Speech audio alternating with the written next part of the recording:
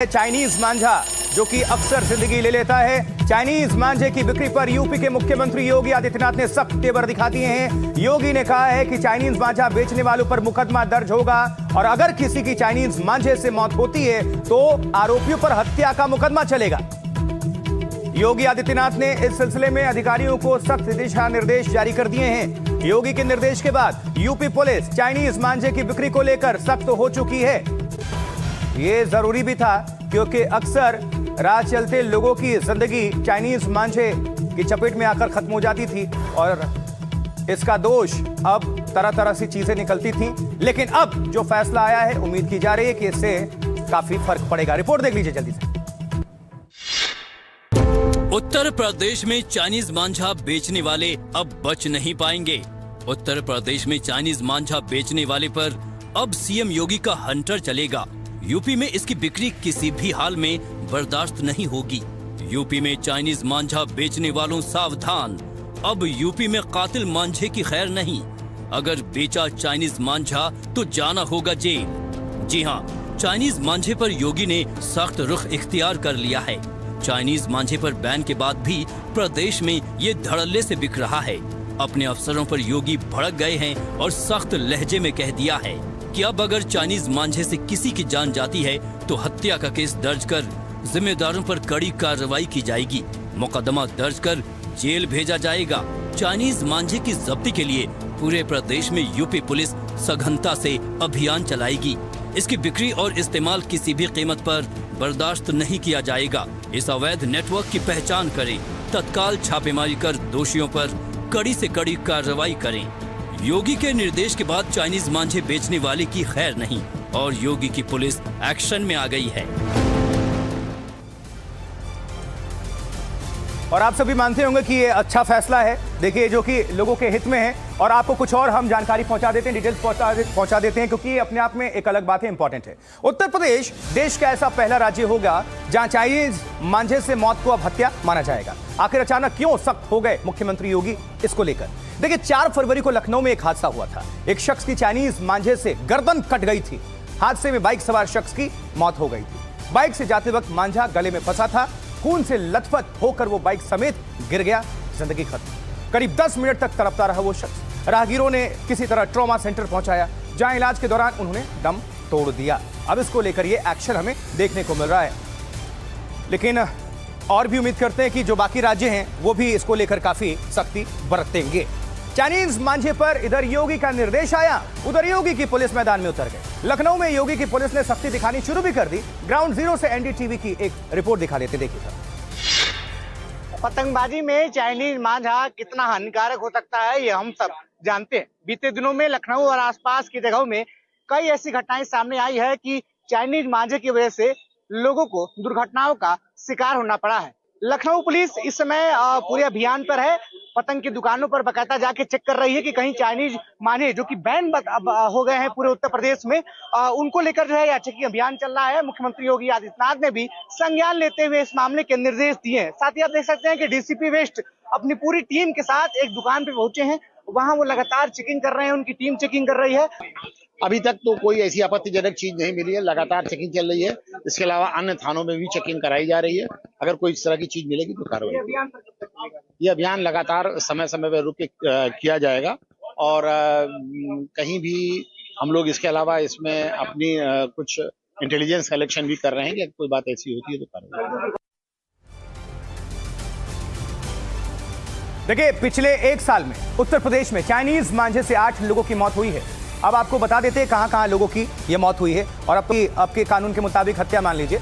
लखनऊ 11 दिसंबर 2025 bike सवार की मांझे से गर्दन कटने से मौत। और उधर जौनपुर 10 दिसंबर 2025 कॉलेज के असिस्टेंट प्रोफेसर की मांझे से गला कटने से मौत हुई। शाहजहांपुर 23 अक्टूबर 2025 26 वर्षीय रवि शर्मा की मांझे से गर्दन कटने से मौत हुई। अलीगढ़ 30 सितंबर 2025 28 साल के सलमान मांझे से गर्दन कटने से मौत उसकी। गोरखपुर 29 जुलाई 2025 अमित गुप्ता की मांझे से गर्दन कटने से मौत हुई। शाहजहांपुर में 11 जनवरी 2025 कांस्टेबल शाहरुख की मांझे से गर्दन कटने से मौत। कितने केसेस सामने आ गए। उत्तर प्रदेश की बात हो गई है, अब लिए चलते हैं आपको बिहार से बड़ी खबर है। बिहार विधानसभा से जुड़ी ये खबर है, जहां सदन की कार्रवाई के दौरान मुख्यमंत्री नीतीश कुमार और आरजेडी नेता तेजस्वी यादव में तीखी बहस हुई है। जी हां, विधानसभा में ये बहस तूत तड़ाक तक पहुंच गई। नीतीश ने तेजस्वी को जमकर खरी खोटी सुनाई है। बिहार विधानसभा से ये बड़ी खबर और जमकर यहां पर तूतुमे में हो गया बिहार के मुख्यमंत्री नीतीश कुमार और आरजेडी के नेता तेजस्वी यादव के बीच। सुनवाएंगे भी आपको नीतीश और तेजस्वी में तीखी बहस। यह विधानसभा के अंदर की तस्वीर है, तंज भी चलता रहा। सुनिए जरा। अरे तुम्हारा बाप मेरे समय का ना है, तुम्हारा भी बेटा। बैठो बैठो। अरे उसका सदिया भी बाप में हुआ था, तब तुमको हुआ, तुमको तो करवे न किए, हम पालते ना। चलो बैठो, हल्ला मत करो।